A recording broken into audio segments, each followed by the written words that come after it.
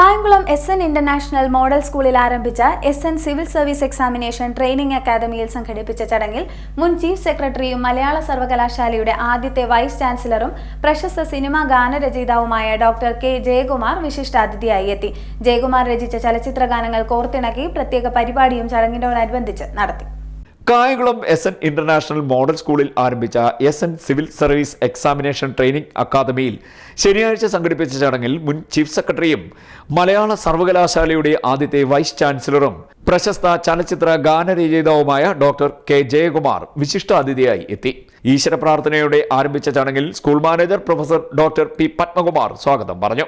Civil service examination training academy director David Mathew അതിഥിയെ അഭിസംബോധന ചെയ്ത് സംസാരിച്ചു. തുടർന്ന് വിശിഷ്ടാതിഥി ഡോക്ടർ K. ജയകുമാർ തന്റെ സിവിൽ സർവീസ് അനുഭവങ്ങൾ പങ്കിട്ടു. 10,000 പേരെ വിളിച്ചില്ല, 15,000 പേരെ മെയിൻ പരീക്ഷ എഴുതാൻ അനുവദിച്ചപ്പോ 14,85,000 പേരെ പരീക്ഷ എഴുതണ്ട എന്ന് പറഞ്ഞ് തള്ളി.